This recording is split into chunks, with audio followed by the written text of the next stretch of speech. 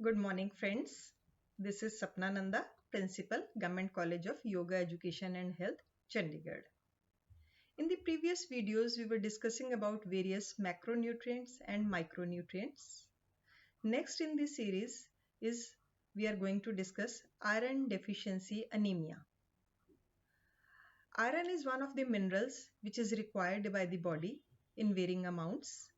It is one of the minerals which is required for formation of hemoglobin in the body. Hemoglobin is iron bound protein which gives red color to the blood, and it is required for circulation of oxygen in the body. Hemoglobin combines with oxygen to form oxyhemoglobin and circulates it to each and every cell of the body where oxidation takes place and carbon dioxide is released, which is again given back with the help of hemoglobin out and exhaled out of the body. So hemoglobin is one of the most important constituents pigment of the blood which is required for normal functioning of the body, and it gives red color to the blood. But it is seen that in our country 80% of children, women and adolescents, they are anemic. The reason could be any. There are many reasons which contribute to causing iron deficiency anemia among children, adolescents and women. Firstly, it could be lack of iron-rich diet. If our diet is deficient in iron, which is an important mineral, and it is also lacking in vitamin C, which helps in absorption of iron from ferric iron to ferrous iron, then it leads to deficiency of iron in the body, which leads to anemia. Second reason could be poor absorption of iron from the diet. So there are certain factors which hinder the absorption of iron from the diet, and such as tannins present in tea or coffee. These factors interfere with the absorption of iron and it leads to deficiency of iron in the body. Thirdly could be increased demand of iron by the body. There are certain stages of life like infancy, childhood, adolescence and pregnancy when the demand of the body for iron is increased, and if it is not met, requirement of iron is not met in such conditions, then there is deficiency of iron in the body leading to iron deficiency anemia. And then there are certain conditions when there is excessive loss of blood from the body. For example, during menstruation, during delivery, during accident, injury, some hemorrhage, or due to loss of blood from the body due to any reason like ulcers or malaria or any other reason, when there is loss of blood from the body, that leads to deficiency of iron in the body leading to iron deficiency anemia. So these are various factors which can cause iron deficiency anemia.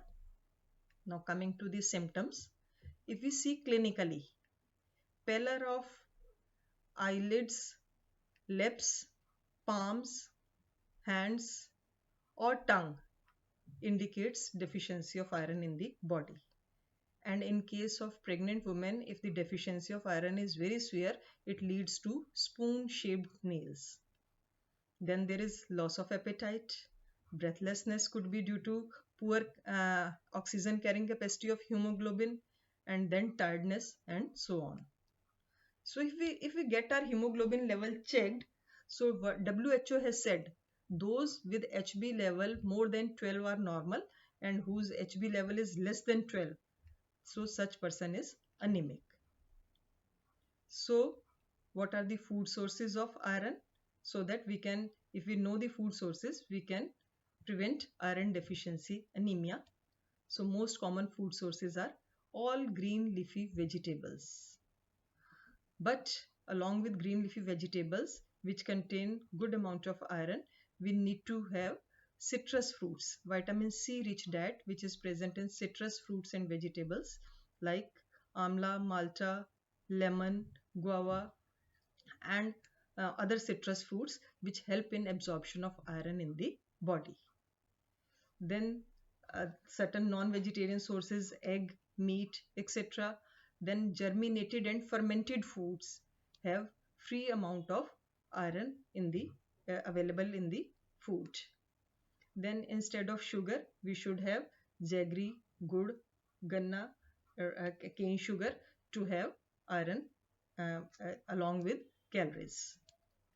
Government of India has started a iron prophylaxis program, which means that every pregnant woman should get 60 milligram of elemental iron along with 0.1 milligram of folic acid daily in the form of a tablet, and she should continue it for 100 days during her pregnancy. So this is a prophylaxis program which is preventive in nature. So whether the pregnant woman is anemic or not, she should take 100 tablets of iron and folic acid during her last trimester.